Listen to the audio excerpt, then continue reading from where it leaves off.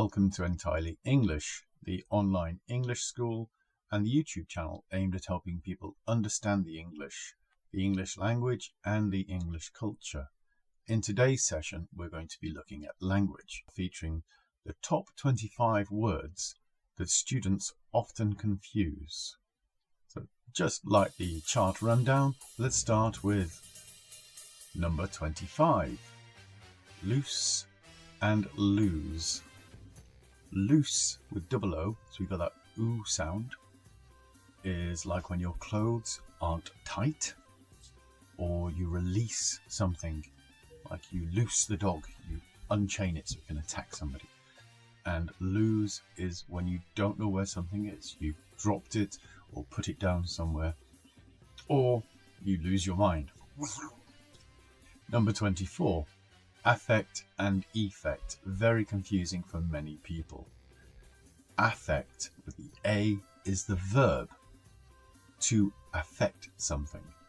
Effect with the E is the noun, the effect of the crisis. One way to remember that is affectation is a noun of affect. So affect, affectation, effect. Affectation is a different noun, but it'll help you remember. If affectation is a noun, then affect can't be. Number 23, sensible and sensitive. Often confused. Sensible is when somebody is logical, level-headed, we would say. They behave in a way that is practical and follows wisdom. Sensitive is like from the word sense, to touch something. Touch is one of the senses. So sensitive is when you feel something. A sensitive person is maybe somebody who gets upset very easily. So don't criticize her, she's very sensitive. You do that report badly. At number 22, we have dissatisfied and unsatisfied. I have actually done a short video on this, so you can check it out in more detail. Essentially, unsatisfied is you have no satisfaction. So when you eat a meal and you're full, you are satisfied. If you eat a meal and you're still hungry, you are unsatisfied. It has not satisfied you. If the meal comes and there's insects crawling on it, then you would be dissatisfied. So unsatisfied means you have not reached satisfaction. Dissatisfied is unhappy, displeased with something. At 21, we have a triplet. There, and there. There is a slight difference in pronunciation. They are, they are. They got a y sound in it. They are.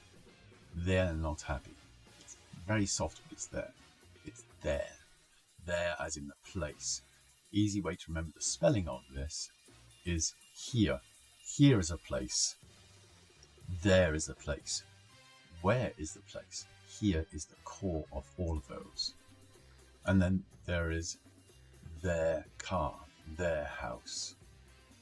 And if you can hear it, there's a slightly long sound in there. There. At 20, this might surprise people, is stand and stay. I've had some students say at the weekend they will stand at home. You know, what, you're just going to stay on your feet at home? So stand is on your feet. You stand, you sit down. Stay is to remain somewhere, not to leave it. So if you stay at home, you don't leave your home. Stand, upright, stay, remain, don't change. At number 19, we have one which confuses Americans apparently.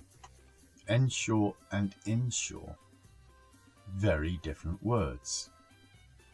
Ensure, the prefix n means to make, like enlarge, to make larger. Ensure is to make sure. If you ensure something, you make sure it will happen, or you make sure it is correct. You leave your house and you ensure you lock it. You make sure you lock it. You make certain you lock it. It's the same thing. Insure relates to insurance. So you have health insurance when you go on holiday. You take out travel insurance. This is about protecting yourself. Money that you pay for a policy. Insure, ensure. very different. And at number 18, we have either and neither, or either and neither. Both sets of pronunciation are correct. But neither is the negative of either. And sometimes you'll see, again, sadly, in American shows, somebody will say, "Oh, I'm not happy," and the other person will say, "Me either." No, me neither. I am not happy as well. Neither. Neither this nor that. Either that or this. So either is a choice, neither is a negative. Do you want coffee or tea? I will have either coffee or tea. I don't mind. Do you want coffee or tea? I will have neither. Not one of them. Number 17 is whether and weather. Weather, as in whether or not, similar to if, and weather as in sunshine, rain, wind, etc. Correctly pronounced, there is a slight difference, the H in weather. I don't care whether he does it or not. And weather as in rain. And there's other uses of the word we won't go into. So be careful. Weather, W-E-A-T-H-E-R, is your wind and rain. Weather, W-H-E-T-H-E-R, is this kind of choice, if. At 16, we have breath and breathe.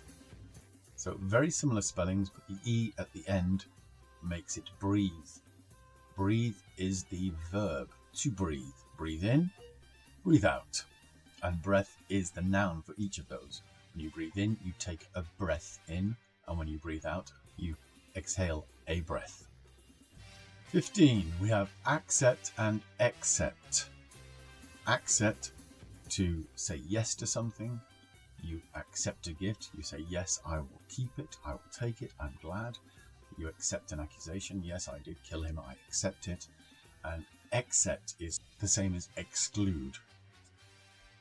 I will do all the jobs in the house except dusting. I don't want to clean the shelves. Accept to exclude something. Accept to take something in. At 14, we have another triplet. To. To, T-O, is a preposition to go with verbs. I want to eat chocolate. Or destination, I went to the Eiffel Tower. To, with two O's, is the same as saying also, or excessive. My English teacher at school helped me remember this by saying two O's, has too many O's.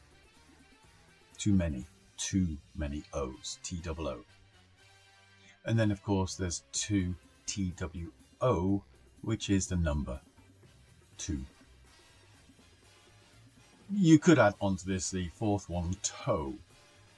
Toe, different pronunciation, but I thought I'd throw it on here anyway, because I have interesting lessons with my Ukrainian students who confuse toe with fingers, because they have palцы, fingers, but they also have fingers on their feet. Whereas in English, we have toes on our feet and fingers on our hands. So two, toe. At 13, we have emigrate and immigrate. Emigrate and immigrate.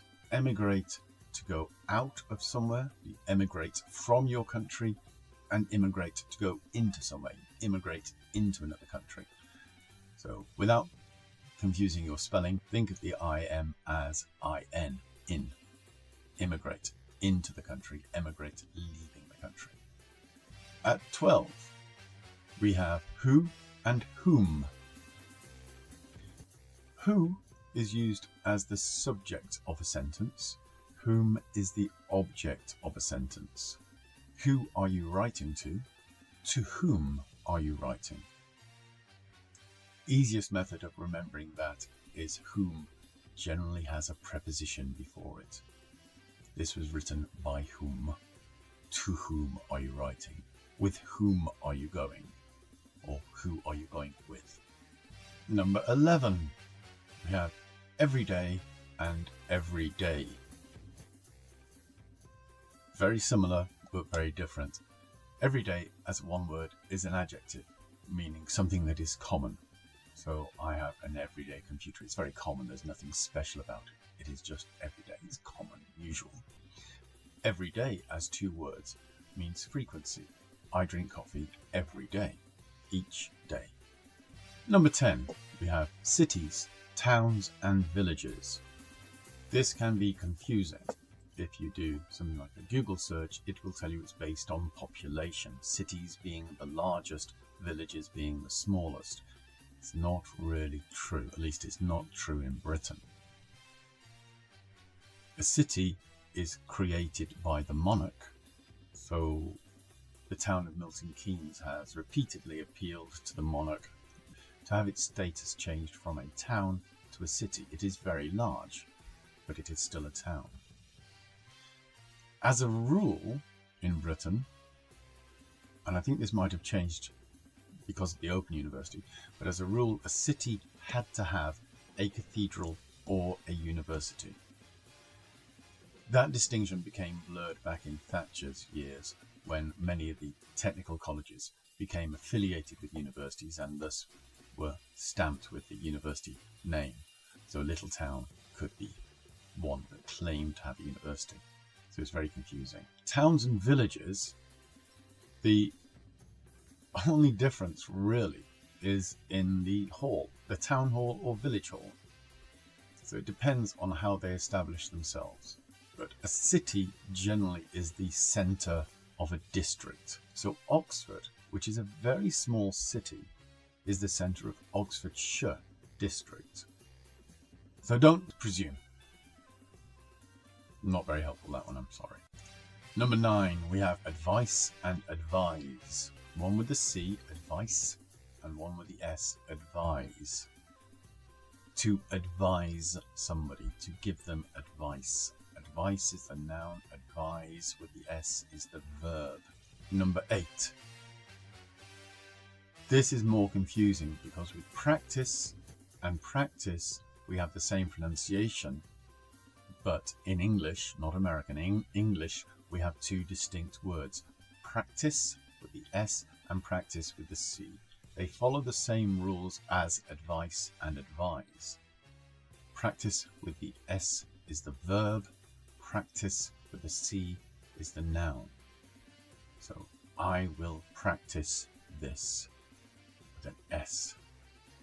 The practice for the concert went well with a C. Practice, practice. When you're speaking, makes very little difference. When you're writing, makes a big difference. Number 7, economic and economical. We talk about the economic problems. This is about the economy.